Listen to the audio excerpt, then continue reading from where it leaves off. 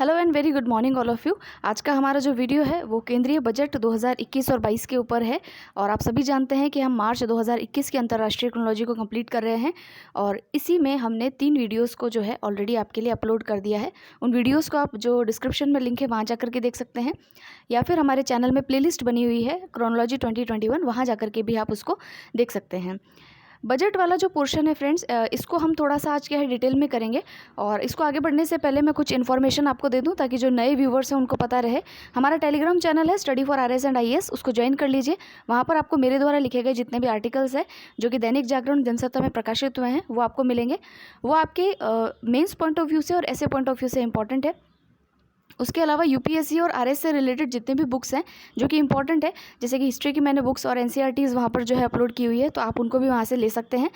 फिर जो है जितने भी मैगज़ीन है क्रोनोलॉजी मैगज़ीन्स हैं उन सभी का पीडीएफ जो है उस टेलीग्राम चैनल पे अवेलेबल है, तो आप उसको ज्वाइन कर लीजिए, वो आपके लिए काम का है। अगर आपके कोई क्वेरी हो तो आप इंस्टाग्राम आईडी है study for RS and IAS, वहाँ जा करके बता सकते हैं, या फिर आप मुझे मेल कर सकते हैं kanwarritendra@gmail.com पे।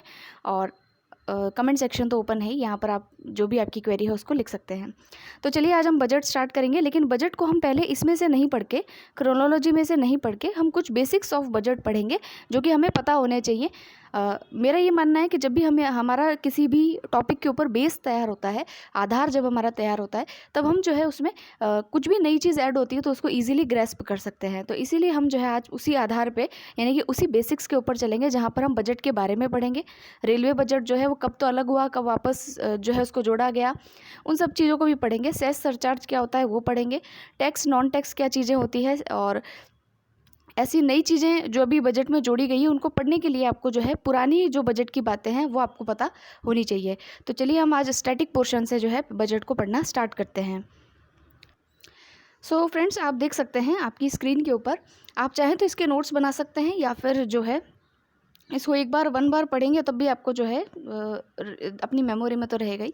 देखिए बजट क्या होता है। राजकोषीय नीति को बजट के माध्यम से जो है लागू किया जाता है। सरकार अपनी राजकोषीय नीति जो होती है उसको बजट के माध्यम से लागू करती है। बजट शब्द का इस्तेमाल जो है वो संविधान में कहीं भी नहीं किया गया है। सिर्फ अनुच्छेद 112 जो है वो क्या कहता है कि ये क्या है, वार्षिक वित्तीय विवरण है। सरकार को वार्षिक वित्तीय विवरण जो है वो पेश करना होता है। वार्षिक वित्तीय विवरण में क्या क्या चीज़ें होती है, तो देखिए जिसमें आय और व्यय उससे संबंधित आंकड़े होते हैं, और यह जो आंकड़े होते हैं ये कितने वर्ष के होते हैं, 3 वर्ष के होते हैं।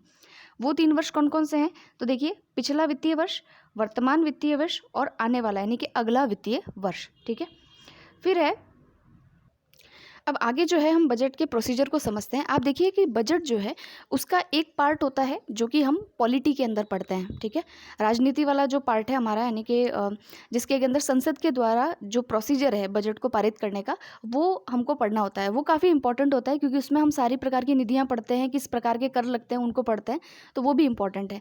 यानी कि बजट के अंदर आपको 2 पार्ट पढ़ना है। एक आपको पॉलिटी वाला भाग पढ़ना है, यानी राज्य व्यवस्था वाला भाग पढ़ना है, और दूसरा हमको पढ़ना है इकोनॉमिक्स वाला पार्ट। ठीक है, यानी कि अर्थव्यवस्था वाला भाग। तो ये दोनों पार्ट्स जो हैं ये हमको साथ लेकर के पढ़ने चाहिए जब हम बजट को पढ़ते हैं।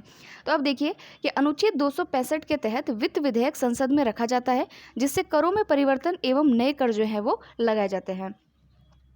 इस विधेयक के आधार पर ही सरकार की जो है आय जो है वो निर्धारित होती है। सरकार के द्वारा कोई भी खर्च करने के लिए 265 अनुच्छेद 265 के तहत विनियोग विधेयक संसद में लाया जाता है। ठीक है, सॉरी 266 के तहत विनियोग विधेयक जो है वो संसद में लाया जाता है, यानी कि एप्रोप्रिएशन बिल जो है वो संसद में लाया जाता है। तो बजट का जो प्रोसीजर होता है उसमें सबसे पहले क्या आता है, एक फाइनेंस बिल आता है, फिर जो है एप्रोप्रिएशन बिल आता है, और फिर उसका जो है उसको पास किया जाता है। फिर नेक्स्ट है, अभी हम जब बजट का पूरा स्ट्रक्चर पढ़ेंगे तब हम एक चीज़ देखेंगे उसमें कि जितने भी हम रेवेन्यू रिसिप्ट यानी राजस्व प्राप्तियां हमारी होती हैं वो हमारी जाती हैं कंसोलिडेटेड फंड ऑफ इंडिया में, यानी कि जिसको हम बोलते हैं संचित निधि में। तो हमारे यहाँ पर जो है संविधान के प्रावधान के तहत 3 निधियाँ होती हैं। एक होती है संचित निधि, एक होती है आकस्मिक निधि, और एक होती है लोक लेखा। तो जो आपकी संचित निधि, जिसको इंग्लिश में बोलते हैं कंसोलिडेटेड फंड ऑफ इंडिया, और एक होता है आपका पब्लिक अकाउंट्स, ये दोनों जो है अनुच्छेद 267 के तहत दे रखे हैं, 266 के तहत। आकस्मिक निधि, जिसको हम कंटीजेंसी फंड बोलते हैं, वो जो है आपके आर्टिकल 267 के अंतर्गत जो है उसको दिया रखा है। तो ये भी आपको पता होना चाहिए। इनके बारे में हम कुछ चीज़ें जान लेते हैं। देखिए संचित निधि यानी कि कंसोलिडेटेड फंड ऑफ इंडिया जो है यह सरकार की मुख्य निधि है। इसका प्रावधान अनुच्छेद 266 में किया गया है। सरकार की सभी प्रकार की आय इस निधि में जमा की जाती है। कौन कौन सी आय? जैसे कि करों से प्राप्त आय, यानी टैक्सेस लगा करके जो सरकार आय वसूल करती है, अपनी इनकम लेके आती है, वो सब इसमें आती है। सभी प्रकार के ऋण, जितने भी लोन दे करके जो है आय होती है उससे, पुराने ऋणों पर मिला गया जो भी ब्याज है यानी इंटरेस्ट है, वो भी जो है इसी संचित निधि में जाता है। विनियोग विधेयक के बिना इस निधि में से कोई भी पैसा खर्च नहीं किया जा सकता, यानी एप्रोप्रिएशन बिल लाना पड़ता है, तब जाकर के कंसोलिडेटेड फंड ऑफ इंडिया से जो है पैसा निकाला जा सकता है। अब यही जो पैसा है इसको ही जो है आपका फाइनेंस कमीशन, मैंने कल बताया था आपको, मतलब नेक्स्ट पहले वाले जो वीडियो में बताया था कि फाइनेंस कमीशन जो है, जो डिविजिबल पूल होता है उसमें से राशि का आवंटन किस प्रकार से राज्यों को किया जाना है वो निर्धारित करता है। तो वो राशि जो है इसी में से, यानी इसी कंसोलिडेटेड फंड ऑफ इंडिया से आती है। फिर आपके आता है नेक्स्ट जो अकाउंट है उसको बोलते हैं लोक लेखा, यानी कि पब्लिक अकाउंट। इस निधि में रखा गया धन कुछ समय के बाद सरकार को पुनः चुकाना पड़ता है। और इसमें आता क्या क्या है, जैसे मनी ऑर्डर है, पेंशन है, सेस है। अब सेस क्या होता है मैं आपको आगे बताऊंगी। अब देखिए इसका प्रावधान जो है आर्टिकल 266 में किया गया, ये मैंने आपको बता ही दिया था। फिर हम चलते हैं कंटीजेंसी फंड पे, यानी कि आकस्मिक निधि पे। तो देखिए किसी भी आकस्मिक घटना पर खर्च करने के लिए धन आकस्मिक निधि से निकाला जा सकता है, बाद में संचित निधि से इसका पुनर्भरण भी किया जाता है। अब यह जो निधि है, इंपॉर्टेंट बात यही है, क्वेश्चन यहीं से आता है, यह निधि जो है राष्ट्रपति के अधीन होती है, परंतु इसका संचालन जो है वो वित्त सचिव यानी कि फाइनेंस सेक्रेटरी जो है वो किया करते हैं। ठीक है, और इसका प्रावधान जो है आर्टिकल 267 में है। फिर आते हैं हम वोट ऑन अकाउंट। ये क्या होता है? लेखा अनुदान, ये आपने पढ़ा होगा, इस पे यूपीएससी 2013 में क्वेश्चन भी आया हुआ है प्रीलिम्स पे, वोट ऑन अकाउंट के ऊपर। अब ये खत्म कर दिया गया है, लेकिन क्या था ये तो पता होना ही चाहिए हमको, तो हम देख लेते हैं। तो देखिए संसद में जब बजट पेश होता है और पारित होता है उसके मध्य जो है काफ़ी समय लग जाता है, क्योंकि देखिए फैब के अंदर अभी तो हमने आप जानते हैं कि पहले 28 फरवरी को जो है ये इकोनॉमिक रिव्यू और बजट जो है पेश किया जाता था, लेकिन अब जो है इकोनॉमिक सर्वे आर्थिक समीक्षा और बजट जो है उस समय पेश किया जाता था फरवरी लास्ट में, लेकिन अब ये फरवरी की शुरुआत में ही जो है पेश कर दिए जाते हैं। तो इसके पीछे रीज़न क्या है, तो वो रीज़न आपको यहाँ पता चलेगा। देखिए वोट ऑन अकाउंट क्या होता है, संसद में बजट पेश होने और पारित होने के मध्य काफ़ी समय लग जाता है। सामान्यतः बजट पारित या पास होने तक मई या जून जो है वो आ जाता है। नया वित्तीय वर्ष जो है 1 अप्रैल से चालू हो जाता है। तो अतः खर्च करने के लिए, अब देखिए इसके बीच में गैप है, इसीलिए इसको जो है क्या कहते हैं, नए वित्तीय वर्ष के लिए जो है आपको खर्च करने के लिए, धन खर्च करने के लिए आपको पैसा चाहिए होता है। तो इसीलिए वोट ऑन अकाउंट जो है पारित किया जाता है, जिससे कि जो है तुरंत जो है पैसा निकाल लिया जाए। ठीक है, कंसोलिडेटेड फंड ऑफ इंडिया से। फिर आप देखिए एक क्वेश्चन बनता है कि वोट ऑन अकाउंट और इंतरिम बजट, जिसको आप बोलते हैं अंतिम बजट जो होता है, अंतरिम बजट या फिर एंटरिम बजट, इसके बीच में अंतर क्या है। तो देखिए वोट ऑन अकाउंट तो अभी आपने पढ़ा है कि भाई जब भी जो टाइम गैप होता है उसको कवर करने के लिए, जल्दी आपको पैसा अलॉट हो जाए सरकार को, उसके लिए लाया जाता है। यानी कि अब देखिए यह प्रतिवर्ष रखा जाता है, क्योंकि प्रतिवर्ष बजट आता है तो प्रतिवर्ष इसको रखा जाता है। इसमें केवल व्यय के प्रावधान होते हैं, यानी कि एक्सपेंडिचर के ही प्रावधान होते हैं। यह सामान्यतः 2 से 4 महीने के लिए वैध होता है। भाई उसके बाद तो बजट पूरा पारित ही हो जाता है दोनों सदनों से, तो फिर तो कोई दिक्कत ही नहीं होती है। इंटरिम बजट क्या होता है कि देखिए यह जो है चुनावी वर्ष में रखा जाता है, जब भी इलेक्शन का टाइम होगा तब। इसमें आय तथा व्यय दोनों के प्रावधान होते हैं। ठीक है, और इसकी वैधता जो है पूरे वर्ष की होती है, यद्यपि इसमें नई सरकार के द्वारा परिवर्तन किए जा सकते हैं। तो ये हो गया इन दोनों के बीच में डिफरेंस। नेक्स्ट हम चलते हैं बजट 2017 और 18 में किए गए परिवर्तन। अब आप कहेंगे कि 2017-18 का क्यों पढ़ें, जबकि अब तो 2021 का पढ़ना है। लेकिन देखिए इसमें कुछ चेंजेस किए गए हैं जो कि बहुत माइलस्टोन चेंजेस हैं, जो बजट में हमको पता होने चाहिए। जैसे रेलवे बजट के बारे में चेंजेस, ठीक है, जो वित्त वर्ष है उसके बारे में चेंजेस, वो सभी चेंजेस यहाँ किए गए हैं, इसलिए हमको इसको पढ़ना ज़रूरी है। सबसे पहले हम देखते हैं बजट प्रस्तुत करने की तारीख को फरवरी के अंतरिम कार्य दिवस से बदलकर फरवरी की पहली तारीख जो है वो कर दिया गया है। इससे प्रयास किया गया है कि बजट को 31 मार्च से पहले ही पारित करा लिया जाए, जिससे वित्तीय वर्ष शुरू होने के साथ ही धन उपलब्ध हो सके, होने पर वोट इन अकाउंट की ज़रूरत जो है वो नहीं पड़े। ठीक है, ये आप समझ गए यहाँ पर। इससे मानसून आने से पूर्व ही मंत्रालयों के पास विकास कार्यों के लिए धन उपलब्ध हो सकेगा और विकास कार्यों में जो है वो दक्षता आएगी। ठीक है, तो ये हो गया आपका वोट इन अकाउंट को ख़त्म करने का और जो है बजट की जो तारीख है उसको चेंज करने वाला फॉर्मूला। नेक्स्ट आप देखिए रेल बजट। रेल बजट को आम बजट में विलय कर दिया गया है। सबसे पहले जो है जेम्स विल्सन ने 1860 में भारत में पहली बार जो है बजट पेश किया था और 1860 में भारत में पहली बार ही कर लगाया गया था। इस समय रेलवे के लिए कोई अलग से बजट नहीं था और 1921 में एक्वर्थ नाम के व्यक्ति थे, उनकी अध्यक्षता में एक समिति गठित की गई थी। उनकी सिफारिश पर 1924 में रेलवे बजट को भी आम बजट से जो है वो अलग कर दिया गया था। ठीक है, रेलवे बजट को आम बजट से क्या किया गया था, अलग किया गया था। कब? 1924 में। किसकी सिफारिश पे? तो एक्वर्थ कमेटी की सिफारिश पे जो है इसको अलग किया गया था। अब देखिए, क्योंकि रेल बजट की मात्रा कुल बजट की लगभग 85% थी और इसमें विदेशी निवेश भी अत्यधिक था, इसीलिए 2017 में विवेक देबरॉय समिति की सिफारिशों पर रेलवे बजट का विलय आम बजट में कर दिया गया। अब क्वेश्चन बन सकता है कि रेलवे बजट का विलय आम बजट में कब किया गया? तो 2017 में किया गया। किस समिति की सिफारिश पर किया गया? तो विवेक देबरॉय समिति की सिफारिश पर किया गया। तो ये इंपॉर्टेंट चीज़ हो जाती है। अब देखिए विलय के लाभ क्या हैं, तो ये जो मेंस की तैयारी करते हैं उन लोगों के लिए है। तो देखिए विलय के लाभ है, रेल बजट में अब ना तो अधिक विदेशी निवेश है, ना ही इसकी मात्रा अधिक है। रक्षा बजट रेल बजट से बड़ा होने पर भी आम बजट में ही शामिल है। रेल बजट को अलग देखिए, क्योंकि रक्षा बजट जो होता है आपको पता है डिफेंस सेक्टर में हम सबसे ज़्यादा खर्च करते हैं, तो अगर वो इसके अंदर शामिल है हमारे बजट के अंदर, तो रेलवे को अलग क्यों? फिर देखिए रेल बजट की अलग प्रस्तुत करने का कोई संवैधानिक दायित्व भी हमारे पास नहीं है। ऐसी कोई ऑब्लिगेशन नहीं है कि भाई संविधान में लिखा है रेलवे बजट अलग से पेश किया जाए तो ऐसा करना ज़रूरी है, ऐसा भी कुछ नहीं है। रेल बजट राजनीतिक घोषणाएं करने का मंच बन गया था, जिससे रेलवे के व्यय में बढ़ोतरी हो रही थी और आय में कमी हो रही थी। क्योंकि आप जानते हैं कि भाई रेलवे में हम जो है इतने फ्राइट निकालेंगे और इतने हम यहाँ से रेल निकालेंगे, ये सब जो है पॉलिटिकल एजेंडा ज़्यादा बन गया था, इसलिए इसको विलय कर दिया गया। फिर है रेल बजट के विलय से रेलवे का आधारभूत ढांचा जो है वो विकसित किया जा सकेगा, यानी कि इंफ्रास्ट्रक्चर में पैसे खर्च किए जा सकेंगे। रेलवे को सरकार की तरफ से बजटीय सहायता दी जाती थी, जिसके बदले रेलवे सरकार को लाभांश चुकाता था, यानी कि अपना डिविडेंड देता था। बजट विलय के पश्चात बजटीय सहायता को अनुदान में परिवर्तित करने पर रेलवे को लाभांश नहीं चुकाना पड़ेगा, अतः रेलवे इन 9,000 करोड़ रुपयों का प्रयोग अपने विकास में कर पाएगा। भाई जब बजट अलग था तो रेलवे क्या करता था, अपना प्रॉफिट जो है वो गवर्नमेंट को देता था। अब ऐसे करने की कोई आवश्यकता है नहीं। रेल बजट विलय से परिवहन क्षेत्र का समन्वित विकास जो है वो किया जा सकेगा। ये तो आप हर जगह लिख ही सकते हैं। फिर नेक्स्ट स्टेप, चुनौतियाँ क्या क्या है। ठीक है, अब चैलेंजेस भी तो होंगे। आपने रेल बजट को एक तो कर दिया, लेकिन चैलेंजेस क्या क्या हैं? अब ये उन लोगों के लिए हैं जो कभी जैसे हम RS में मेंस का हमारा पेपर होता है तो उसमें पूछ लिया जाता है कि भाई आपको क्या लगता है रेलवे बजट को ज्वाइन करने से क्या क्या नुकसान हैं और क्या क्या फ़ायदे हैं। तो देखिए नुकसान क्या क्या हो सकते हैं, चुनौतियाँ क्या क्या होंगी। तो बजट के विलय के बाद रेलवे की स्वायत्तता को बनाए रखना एक बहुत बड़ी चुनौती होगी। आप जानते हैं अभी तो रेलवे का प्राइवेटाइजेशन भी किया जा चुका है। योजनागत तथा गैर योजनागत व्यय के विभेदन को समाप्त कर दिया गया है। ठीक है, प्लान और नॉन प्लान जिसको एक्सपेंडिचर आप कहते हैं उसको भी जो है समाप्त कर दिया गया है। अनुच्छेद 112 के तहत सरकार पर योजनागत तथा गैर योजनागत व्यय में विभेदन का कोई भी दायित्व अब नहीं बचा है। पहले नॉन प्लान और प्लान एक्सपेंडिचर जो है सरकार को करना पड़ता था, लेकिन अब उसको भी हटा दिया गया है।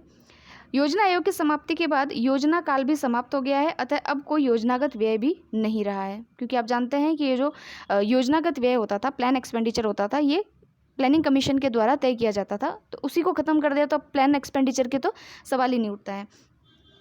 सरकार के द्वारा योजनागत व्यय को अच्छा तथा गैर योजनागत व्यय को बुरा माना जाता था, परंतु ये विभेदन जो है वो तार्किक नहीं है। तो ये कुछ पॉइंट्स हैं जो कि एक चुनौतियों के रूप में उभर करके आए हैं। अब देखिए नेक्स्ट है वित्त विधेयक से जुड़ा विवाद। तो इस विवाद को तो जो है, क्योंकि ये उस पुराने बजट का है, इसको आप छोड़ सकते हैं यहाँ पर, क्योंकि 2017-18 का है, इतना इंपॉर्टेंट नहीं है। इलेक्टोरल बॉन्ड उस समय जारी हुए थे तो उसके ऊपर है। अब नेक्स्ट जो पॉइंट है ये इंपॉर्टेंट है, वित्त वर्ष में परिवर्तन। देखिए वित्त वर्ष में परिवर्तन किया जा चुका है, उसको पढ़ लेते हैं। भारत में 1807 में वित्तीय वर्ष जो है 1 मई से 30 अप्रैल तक रखा गया था। ठीक है, 1867 में इसे बदलकर 1 अप्रैल से 31 मार्च कर दिया गया, क्योंकि ब्रिटेन में यही वित्तीय वर्ष अपनाया जाता था। ठीक है, फिर अब देखिए वेल्बी आयोग ने 1900 में इसे परिवर्तित करने की जो है सिफारिश की थी। ये आपका जो वित्त वर्ष है उसको कैसे परिवर्तित किया गया उसका पूरा इतिहास है, तो आपको थोड़ा क्रोनोलॉजी समझ में रहेगी कि किस प्रकार से वित्त वर्ष को बदला गया है। फिर देखिए दीनशाह वाचा समिति व LK झा समिति ने भी इसे परिवर्तित करने की सिफारिश की थी। अब ये समितियाँ मैं क्यों पढ़ा रही हूँ, क्वेश्चन आ सकता है प्रीलिम्स में कि ये जो समितियाँ हैं, निम्न समितियाँ जो है किससे संबंधित हैं, तो आप बता सकते हैं कि वित्त वर्ष को परिवर्तन करने से संबंधित इन समितियों की सिफारिश है। ये क्वेश्चन प्रीलिम्स में बन सकता है। अब देखिए वर्तमान सरकार जो है उनके द्वारा शंकराचार्य समिति बनाई गई थी, और इस शंकराचार्य समिति ने जो है सिफारिश की है कि भाई वित्त वर्ष को जो है चेंज कर दिया जाए। इससे लाभ क्या होंगे, वो लाभ बताता है कि मानसून शुरू होने से पूर्व धन का आवंटन जो है वो हो सकेगा, इंटरनेशनल मानकों के अनुरूप नया वित्तीय वर्ष होगा, और कैलेंडर वर्ष तथा वित्तीय वर्ष जो है वो समान हो पाएंगे। फिर अब देखिए, यद्यपि वर्तमान में सरकार ने इस निर्णय को टाल दिया है क्योंकि अच्छा ये तो छोड़िए आप, क्योंकि अब तो वर्तमान सरकार ने इसको जो है एक्सेप्ट भी कर लिया है। 1 मिनट, हाँ, तो यहाँ पर जो है वर्तमान सरकार जो है इसने इस निर्णय को जो है टाल दिया है क्योंकि राज्य सरकारें असहमत है और जीएसटी व विमुद्रीकरण के बाद सरकार अर्थव्यवस्था में बड़ा परिवर्तन जो है वो नहीं चाहती है। तो ये इसके कुछ रीजंस हैं। फिर हम देखते हैं, सो ये यहाँ तक हो गया अपना बजट के बारे में, जो बेसिक जो चीज़ें थी, जो भी कुछ भी फैक्ट्स थे ऐसे जो कि आपको पता होने चाहिए, वो हमने यहाँ पे पढ़ लिए। और यहाँ पर जो अब लास्ट आपने देख ही लिया है कि हमने जो है फाइनेंशियल ईयर वाला भी कॉन्सेप्ट पढ़ लिया है कि फाइनेंशियल ईयर का क्या मुद्दा चल रहा है। तो फाइनेंशियल ईयर अभी तो जो है 1 अप्रैल से 31 मार्च वाला ही है। इसके बाद इसमें जो चेंजेस होंगे वो हमको देखने होंगे कि क्या चेंजेस करते हैं। फिलहाल के लिए तो यही है। अब नेक्स्ट हम पढ़ते हैं बजट की संरचना। ये बहुत इंपॉर्टेंट ग्राफ है, चार्ट है, ग्राफ नहीं चार्ट है। ये आपको पता होना चाहिए कि बजट का स्ट्रक्चर क्या होता है। बजट में आप जानते हैं आय और व्यय का विवरण है, तो आय कहाँ से होती है और व्यय कहाँ पर होता है, ये हमको पता होना चाहिए। ठीक है, इसके बाद में हम जो है क्रोनोलॉजी के अंदर जो आंकड़े दे रखे हैं उनको पढ़ेंगे। पहले हम समझ लेते हैं कि स्ट्रक्चर क्या है। तो यहाँ आप ध्यान से देखिए, बजट की संरचना में एक होता है आपका रेवेन्यू, जिसको आप बोलते हैं राजस्व, ठीक है, रिसिप्ट्स, ठीक है, रेवेन्यू। एक होता है आपका पूंजी यानी कि कैपिटल। बजट के 2 पार्ट्स होते हैं, रेवेन्यू और कैपिटल। तो रेवेन्यू के अंदर भी आप देखिए, रेवेन्यू के अंदर एक होती है आपकी राजस्व प्राप्तियाँ, एक होता है राजस्व व्यय। ठीक है, राजस्व प्राप्तियाँ यानी कि जो सरकार जो है जो राजस्व को गेन करती है यानी कि इकट्ठा करती है, कलेक्ट करती है। और दूसरा होता है उसका भाग जिसको हम बोलते हैं एक्सपेंडिचर, यानी कि राजस्व में से वो व्यय कहाँ कहाँ पे करती है। तो देखिए, अब राजस्व की प्राप्तियाँ कहाँ कहाँ से होती है। तो राजस्व की प्राप्तियाँ होती हैं टैक्स से। टैक्स में भी 2 प्रकार के टैक्स हैं, एक तो प्रत्यक्ष होता है और एक अप्रत्यक्ष होता है। प्रत्यक्ष यानी कि जैसे कि इनकम टैक्स मेरी इनकम के ऊपर डायरेक्टली लगा हुआ है, उसको हम बोलते हैं प्रत्यक्ष। ठीक है, अप्रत्यक्ष क्या है, जैसे जीएसटी। ठीक है, कोई भी पैकेट आप खरीद रहे हो, सामान खरीद रहे हो, तो उसके ऊपर जो जीएसटी आप दे रहे हो तो अप्रत्यक्ष रूप से जो जा रहा है उसको हम बोलते हैं इनडायरेक्ट टैक्स। फिर हम देखते हैं नॉन टैक्स। नॉन टैक्स क्या होता है, यानी कि गैर कर, हिंदी में इसको बोलते हैं गैर कर। इसमें देखिए क्या क्या होता है, वसूला गया ब्याज। सरकार जब कोई लोन देती है तो उसमें जो ब्याज वसूल करती है तो उसको बोलते हैं वसूला गया ब्याज। वस्तु व सेवा के बदले लिया गया शुल्क, लाभांश जिसको आप डिविडेंड बोलते हैं, और विदेशों से प्राप्त अनुदान यानी ग्रांट्स। ये सारे क्या होते हैं, नॉन टैक्स कर। ठीक है, इससे भी जो है हमको क्या होती है, प्राप्तियाँ होती है। ये भी एक तरीके से क्या है कि टैक्स तो कोई लगाया नहीं, लेकिन इंटरेस्ट जब हमको मिल रहा है, ब्याज जब हमको मिल रहा है, तो एक तरीके से क्या है, हमारे लिए इनकम है, यानी कि राजस्व की प्राप्ति है। फिर आप देखिए व्यय। अब सरकार व्यय कहाँ कहाँ पर करती है, इसी राजस्व को सरकार कहाँ कहाँ व्यय करती है वो हमें देखना है। तो देखिए, एक्सपेंडिचर पार्ट में सबसे पहला है चुकाया गया ब्याज। जब हम कहीं से, किसी दूसरे देश से, वर्ल्ड बैंक से या कहीं से लोन लेते हैं तो हम ब्याज की राशि जो चुकाते हैं उसको हम बोलते हैं राजस्व व्यय। फिर है राज्य सरकार को दिया गया अनुदान, राज्य सरकारों को जो हम ग्रांट्स देते हैं वो। फिर आती है सब्सिडी। सब्सिडी भी आती है फर्टिलाइज़र पे, एलपीजी पे, फूड पे जो हम सब्सिडियाँ देते हैं वो सब क्या है, राजस्व व्यय। सरकारी कर्मचारियों को सैलरी और पेंशन जो दिया जाता है वो भी क्या है, राजस्व व्यय। फिर देखिए रक्षा खर्च यानी डिफेंस में जो खर्चा किया जाता है। और फिर है वस्तु और सेवाओं की लागत पे जो पैसा खर्च किया जाता है उसको हम क्या कहते हैं, राजस्व व्यय। अब देखिए, हमने एक पार्ट तो समझ लिया है जिसको हम रेवेन्यू पार्ट कहते हैं। दूसरा पार्ट है हमारा कैपिटल पार्ट, यानी कि पूंजी जिसको आप कहते हैं। अब देखिए, पूंजी का मतलब क्या होता है कि कैपिटल एक्सपेंडिचर ऐसा एक्सपेंडिचर होता है भाई, कैपिटल में भी आपके एक्सपेंडिचर और क्या कहते हैं, रिसिप्ट्स दोनों होंगे, यानी कि प्राप्तियां और व्यय दोनों होंगे। तो कैपिटल का मतलब यह है कि ऐसी परिसंपत्तियों का निर्माण जो कि एक भविष्य के लिए एक इन्वेस्टमेंट की तरह है। जैसे मान लीजिए हमने कोई सड़क बनाने पे अभी खर्चा किया है, लेकिन उस सड़क के बनने से हमारा जो आवागमन का जो समय है वो बचेगा, तो उससे हमारा इनडायरेक्टली ईंधन बचेगा और समय की बचत होगी। ठीक है, तो ये तरीके के जो व्यय होते हैं उनको बोलते हैं परिसंपत्तियों पे व्यय, यानी कैपिटल व्यय। अब देखिए परिसंपत्तियाँ, हाँ, प्राप्तियाँ जो हैं जो हम इसमें पढ़ रहे हैं कैपिटल में, जो रिसिप्ट्स हैं यानी कि पूंजी प्राप्तियाँ, इसमें देखिए क्या है, इसमें भी 2 भाग हैं, एक तो ऋण और एक गैर ऋण, डेप्ट और नॉन डेप्ट। इंग्लिश में कहेंगे डेप्ट और नॉन डेप्ट। ठीक है, डेप्ट के अंदर आप देखिए एक तो आंतरिक होगा जिसको हम कहते हैं ऋण, एक तो आंतरिक रूप से लिया गया, एक बाहरी रूप से लिया गया।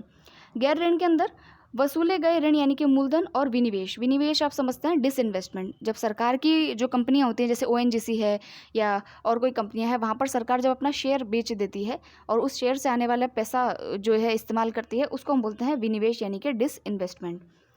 फिर देखिए इसका जो व्यय भाग है, व्यय भाग को ध्यान से देखिए। व्यय भाग में दिया है दिए गए ऋण ठीक है, ये जो है आपका कैपिटल यानी पूंजीगत व्यय है। पूंजीगत व्यय हम कहाँ कहाँ करते हैं? दिए गए ऋण, कैपिटल एसेट, डिफेंस एसेट, यानी कि मान लीजिए हम डिफेंस के अंदर मान लीजिए कोई रोड बना रहे हैं, ठीक है, बीआरओ के द्वारा कोई रोड बनाई जा रही है, वो सारी चीज़ें। फिर जो है निवेश हम कहीं पर करते हैं, और चुकाए गए ऋण, ये सब इसके अंदर इंक्लूडेड होते हैं। ठीक है, फिर देखिए, अब देखिए जो हमने पीछे पढ़ा कि बजट के दो भाग होते हैं, एक होता है राजस्व और एक होता है, यानी कि एक तो होता है क्या कहते हैं उसको, रेवेन्यू, और दूसरा होता है कैपिटल यानी पूंजी। राजस्व और फिर पूंजी, तो दो खाते हैं ये। तो राजस्व में प्राप्तियां जब हमने पढ़ी थी, तो प्राप्तियों में हमने पढ़ा था कि राजस्व प्राप्तियां एक तो टैक्स से होती है, एक नॉन टैक्स से होती है। टैक्स दो प्रकार के होते हैं, डायरेक्ट टैक्स और इनडायरेक्ट टैक्स। ठीक है, और नॉन टैक्स में क्या क्या आता है वो मैंने आपको भी चार्ट के माध्यम से बताया था, तो उसको भी छोड़ दीजिए। आप ये देखिए सबसे पहले कि जब हम राजस्व प्राप्तियां जो हमको हो रही हैं, उसमें जो टैक्स हम लगा रहे हैं, चाहे डायरेक्ट लगा रहे हो, चाहे इनडायरेक्ट लगा रहे हो, चाहे प्रत्यक्ष कर हो, चाहे अप्रत्यक्ष कर हो, तो उन सभी करों की अगर हम एक डिसेंडिंग ऑर्डर हम फॉर्म करें, यानी कि बढ़ते हुए क्रम में अगर हम घटते हुए क्रम में अगर हम उसको लगाएं, तो हमें पता चलेगा कि सबसे ज़्यादा टैक्स हमको कहाँ से मिल रहा है और सबसे कम टैक्स हमको कहाँ से मिल रहा है। ये क्वेश्चन इंपॉर्टेंट है। क्यों इंपॉर्टेंट है? क्योंकि ये क्वेश्चन 2016 के अंदर जब आपका आरएस का प्री हुआ था, उसके अंदर इस क्वेश्चन को पूछा गया था कि सबसे ज़्यादा आय जो है सरकार को किस टैक्स के माध्यम से होती है। तो इसीलिए हम जो है ना, हमने इसका जो है एक चार्ट बना लिया है, तो आप उसको याद कीजिएगा। देखिए, टैक्स में जो सबसे मैक्सिमम इनकम होती है वो हमको जीएसटी से होगी। सेकंड नंबर पे आता है आपका इनकम टैक्स, थर्ड पे आता है कॉर्पोरेशन टैक्स, और फोर्थ पे आता है एक्साइज ड्यूटी, और फिर आता है कस्टम ड्यूटी। एक्साइज ड्यूटी और कस्टम ड्यूटी में क्या अंतर है?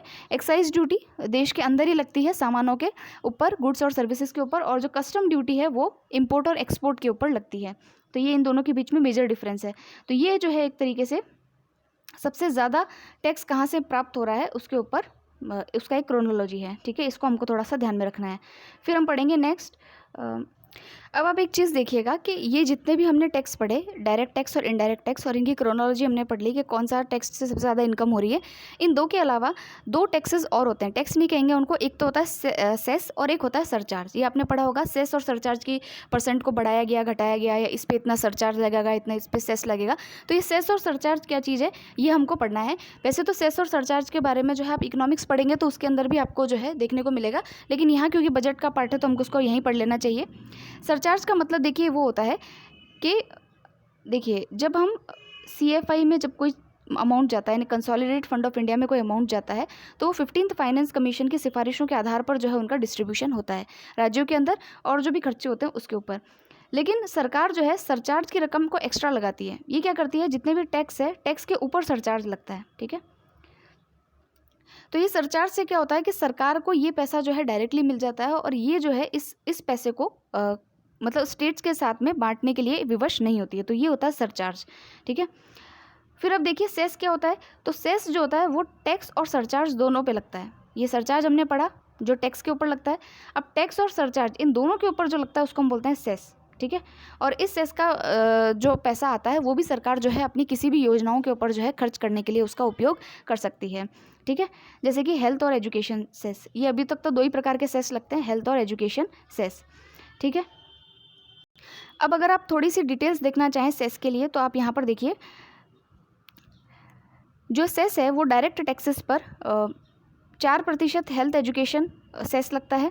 इंपोर्ट्स के ऊपर जो है, और कस्टम इंपोर्ट्स में जब हम कस्टम्स पे देखते हैं तो कस्टम पे जो है 10% सोशल वेलफेयर सरचार्ज लगता है। और जब इंपोर्टेड मेडिकल डिवाइसेस हमको इंपोर्ट करते हैं तो उसके ऊपर 5% जो है सेस लगाया जाता है, जो कि एस्पायरेशनल जो आपके आकांक्षी ज़िले हैं वहाँ पर जो है हॉस्पिटल और बिल्डिंग बनाने के लिए जो पैसा चाहिए उसको कलेक्ट करने के लिए 5% टैक्स लगाया जाता है। किस पे? मेडिकल डिवाइसेस पे। ठीक है, अभी वाला जो बजट है आपका 2021 वाला बजट, उसमें अब ये ऊपर वाला आपको याद ना भी रहे सेस सरचार्ज क्या होता है क्या नहीं होता, उसको छोड़ो।